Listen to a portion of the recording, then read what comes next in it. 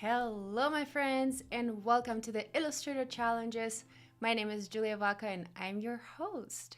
Welcome, everybody. We are live here on Adobe Live. Feel free to ask questions if you have any.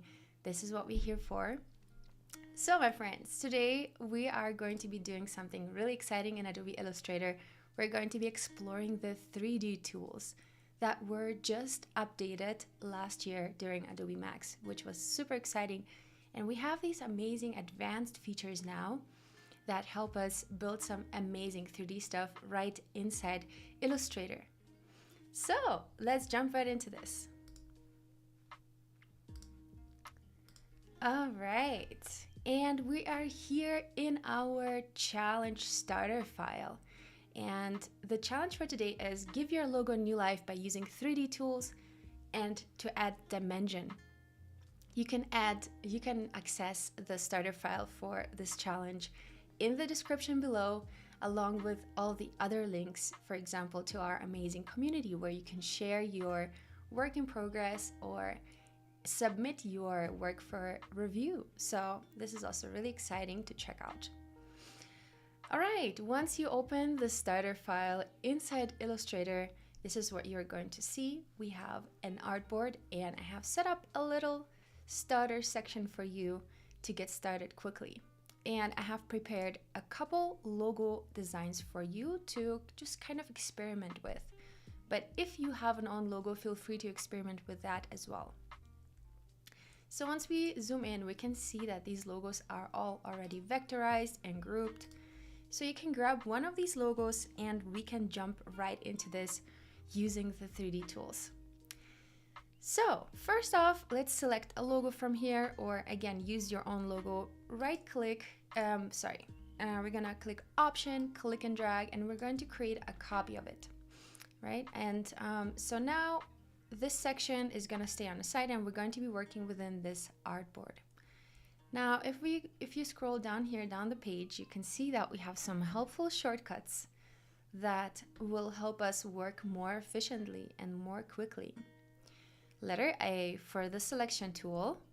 So if we click A, we're going to be able to access the vector points. So here, for example, one of these points and another one, right? And then we can work with the handles and we can move these points around. And all vector shapes are made out of these points. So once you're working with a vector, these points are going to be a very crucial part of your work. And in the same way, we can go into any of the objects, be it letters, be it any kind of shape, once we have outlined those. So this is the direct selection tool. And then we have the selection tool using the letter V. With the letter V, we can access objects or groups of objects.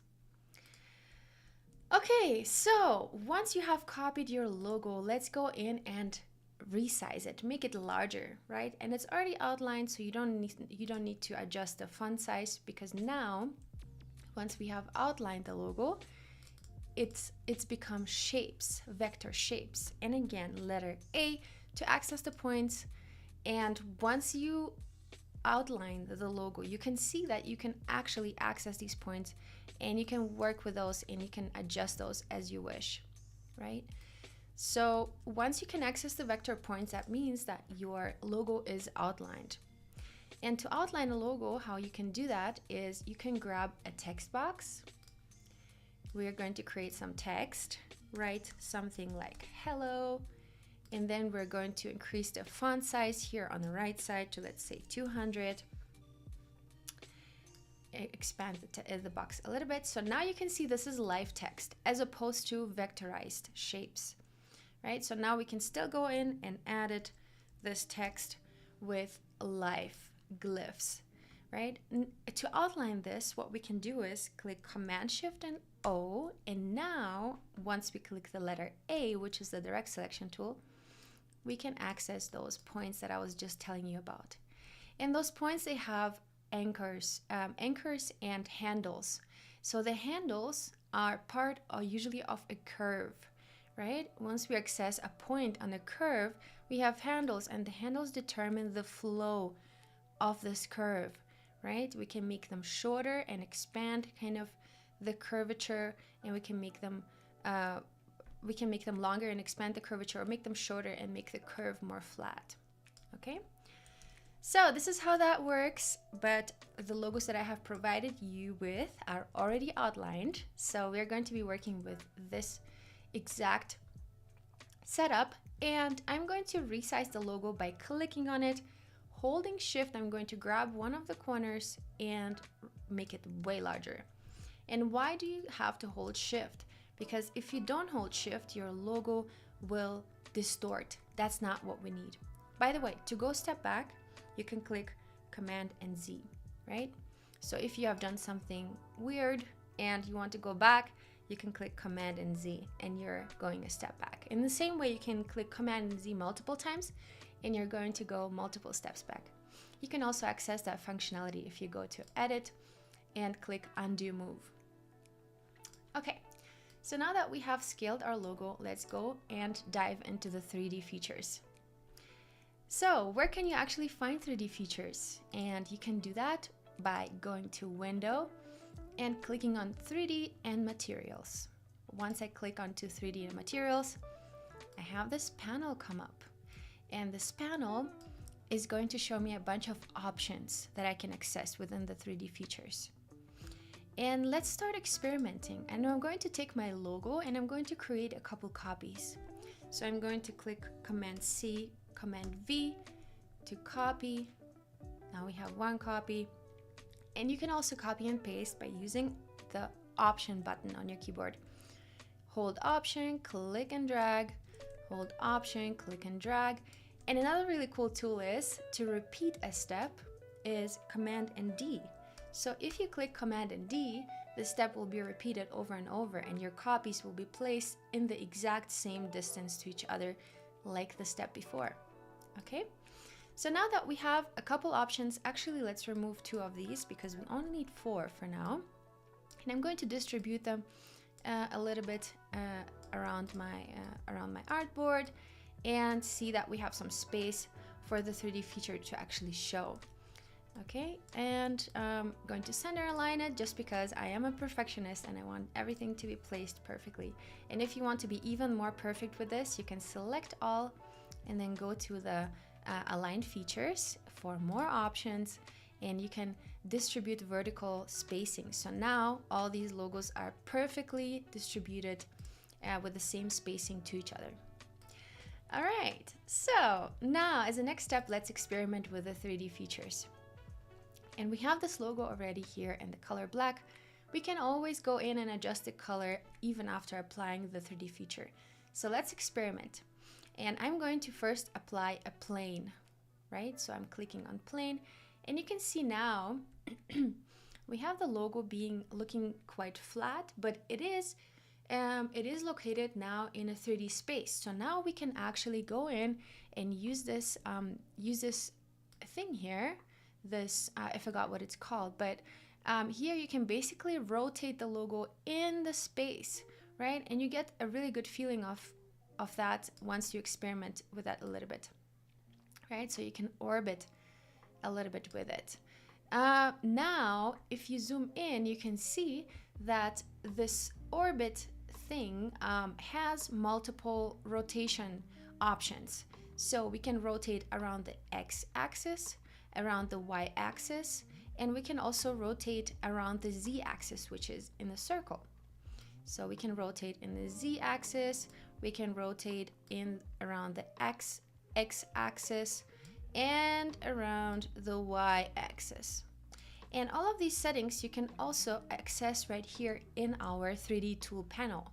So we can go in and work around the rotation of our logo right here and right now. Okay, so now that we have some 3D look here on this one, let's jump into the next logo. And by the way, you can always double click into the logo and or just click onto it and adjust the fill color to whatever color you want it to be. So we can even go in and make it a quite different color. Just experiment which colors work best for your logo. I'm going to make it this light gray. I think that looks pretty modern and pretty sleek. All right, now let's jump to the next one and let's test out the next feature, and that will be Extrude. What Extrude does is basically it takes our flat logo and brings volume to it. So once I click Extrude, you can see that our letters have become 3D.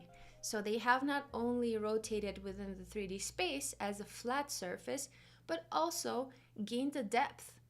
So that makes it a really kind of very much 3D object. Now, the cool thing that you can do with this is you can go into Object and Expand Appearance. And once you expand Appearance, you can actually access all the surfaces of this 3D object. Let's see. Okay. So we can also go ahead and double click into any of these letters or select all of them, and we can play around with color. All right, we can even, for example, make it white. So yeah, this is really fun also to play around with. And now you can still go in and use the rotation tool to go in and rotate the logo the way you want it. Now, one cool thing is that we can do, and I'm going to scale this down just a little bit so that we can play around and have a little bit more space around the logo. So one cool thing that you can do is that you can add a bevel. So here, if you add a bevel, you can see that our front shape has gone beveled. And here you can access the width of the bevel, so you can make it very subtle. You can also make it very sharp, right? So that's another really fun thing to do. And then you can also adjust the height of the bevel. So let's say we have a width, let's see. And then we can adjust the height. So how high is the bevel? How far does it kind of go out there? Right? So feel free to play around with it and see, you know, what works best with your design. And then you can also repeat the bevel, which is going to look more like steps within the bevel, right? That's also another interesting thing. And you can also bevel inside, so the bevel will go into the letter rather than sticking out of the letter. Okay, now let's turn off the bevel for a second because I want to show you something different.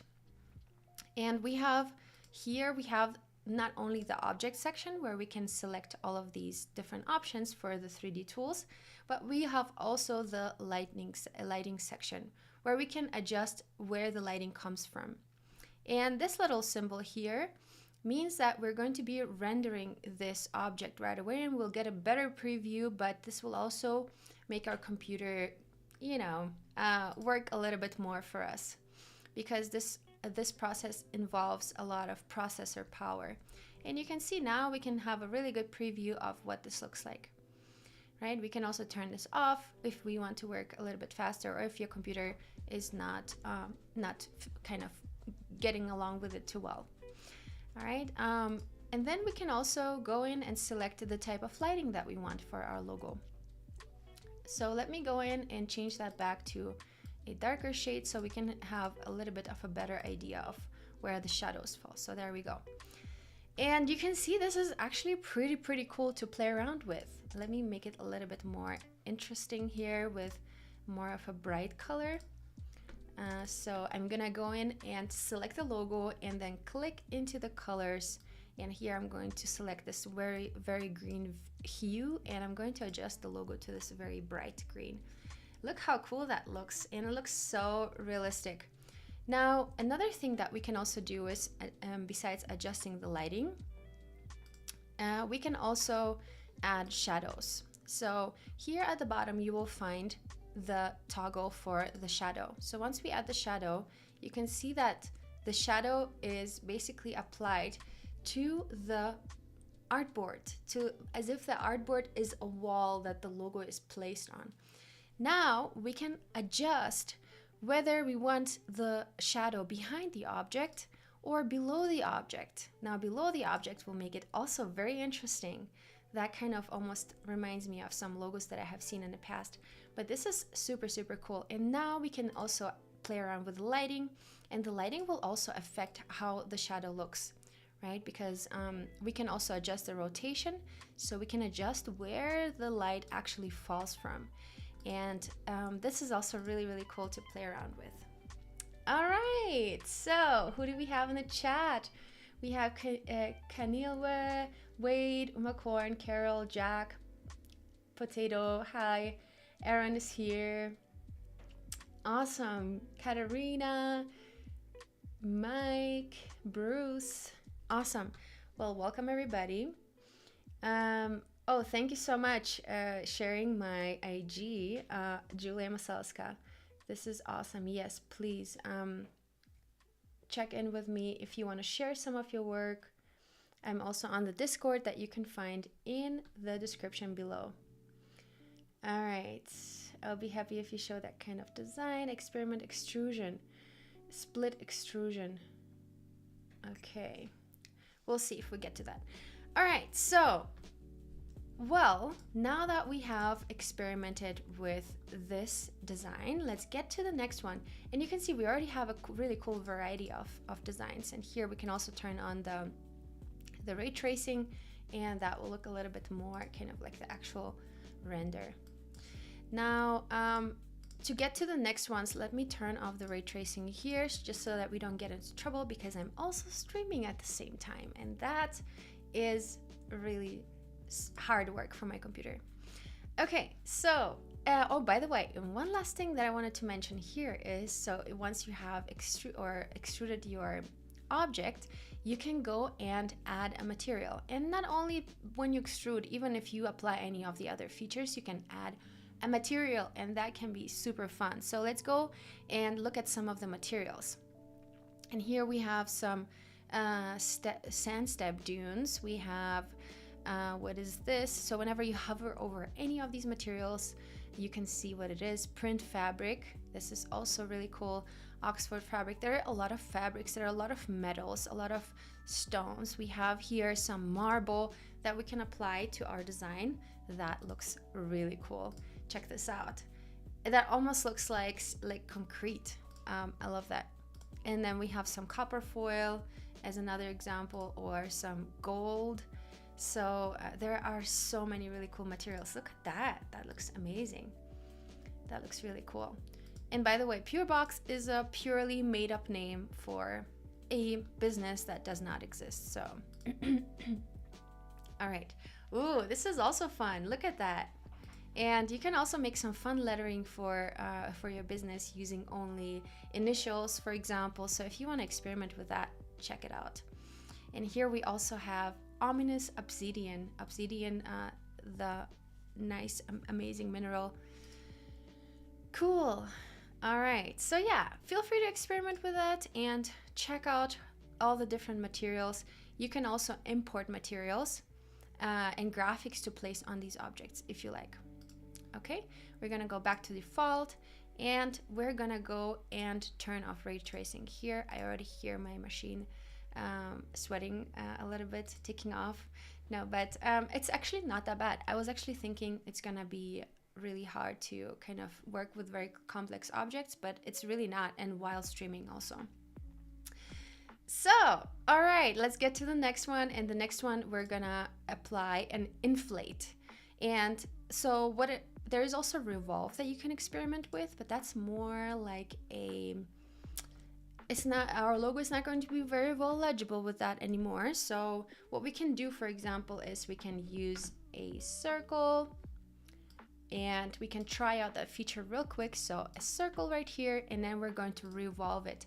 So now this will look like a donut, right? So now I can move it around and show you what that looks like. So this is actually a really perfect donut, and let's expand that a little bit and rotate it around so you can see this is actually a perfect donut. This could be a really cool kind of background graphic to our PureBox. Woo! Yay, PureBox! And then having some really cool kind of background, that could be really nice. Check this out. Awesome. Yeah, and then we can experiment, you know, with a little bit of a layout. Hey, that looks really experimental and modern. Anyway, let's get into the next tool and the last tool that we're going to be exploring, and that is the inflate tool. So once we select the logo, we're going to click inflate. And what that will do is, and let me make that actually a white color so that we can see some of the shadows. So what the inflate does, basically it balloons up your letters. So literally your letters become like balloons. Okay, and now we can again go in and use that rotation tool and play around with it, and it almost looks like cookies, right? As if our letters are cookies. Let's give it some cookie color right here. Ah, yay, cool. Awesome. So, and then you can adjust the depth of the inflation. Wow. Okay, and you can also reduce the volume, so you can make it less inflated and more inflated, right? And you can also inflate both sides. So right now you can see the back side is flat still, right? So the back side is flat. Now if we add inflate both sides, now both sides are inflated. So if we turn it around, we can see that the back side is also really nice and inflated. So yeah, just another way to play around with that. Now, let's go in and select our favorite. And I think my favorite is this one right here. And I'm going to go in and maybe select a lighter tone, somewhat like that. And I'm going to pull all the others by side just because I want to export this guy right here. And I'm going to turn on ray tracing, and that looks really, really cool. And by the way, these things you can export as you can export them as 3D files as well. Now, I have not done this in a while, so let me try to find this. So we are going to, I believe, export selection, and then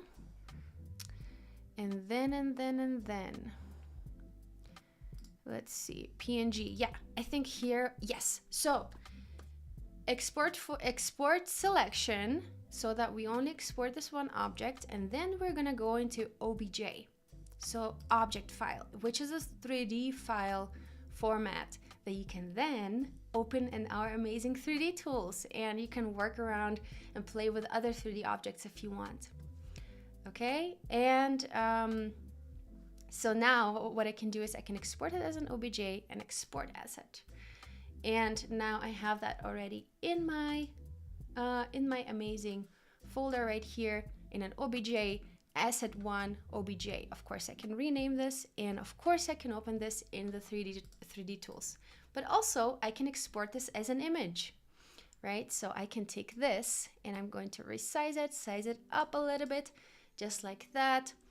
Okay, my ray tracing is working really well with me today. Okay, so now I'm going to size down the artboard to make this kind of almost fit.